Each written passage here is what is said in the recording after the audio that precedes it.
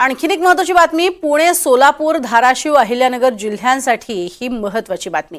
पुणे जिल्ह्यातील धरण क्षेत्रात मुसळधार पाऊस झालाय, त्यामुळे जिल्ह्यातील धरणातून पाण्याचा विसर्ग वाढवण्यात आलाय। उजनी धरणातून सर्वाधिक विसर्ग सध्या सुरू असल्याची माहिती आहे।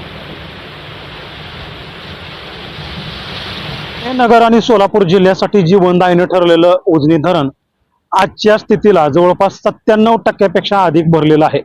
उजनी धरणामध्ये 115 टीएमसी पेक्षा अधिकचा पाणी साठा असून उजनी धरणातून भीमा नदी पात्रात शुक्रवारी 25 जुलैपासून पाण्याचा विसर्ग देखील केला जातोय। मी सध्या उजनी धरणावरती आहे आणि तुम्ही पाहत असाल तर उजनी धरणाच्या या 16 मोऱ्यातून भीमा नदी पात्रामध्ये पाण्याचा विसर्ग केला जातोय।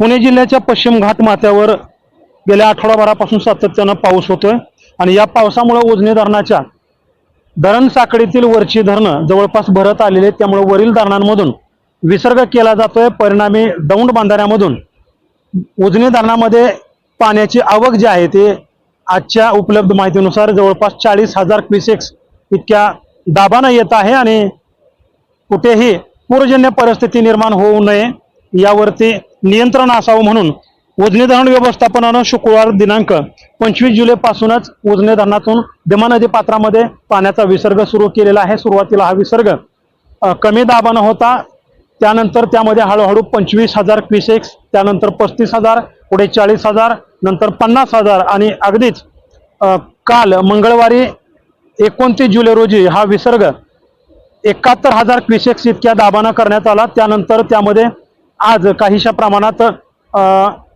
घट करण्यात आलेली आहे। आज सकाळी 6च्या उपलब्ध आकडेवारीनुसार उजनी धरणामधून भीमा नदी पात्रात 60,000 क्युसेक्स इतक्या दाबानं पाण्याचा विसर्ग केला जातोय। दुसरीकडून नीरा नदी पात्रात देखील वीर धरणामधून पाण्याचा विसर्ग सुरू आहे।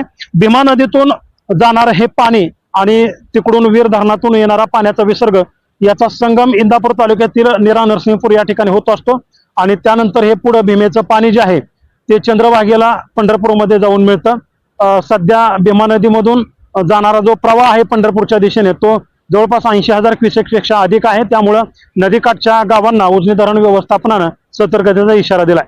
देवा राखुंडे, NDTV मराठी, उजनी, इंदापूर।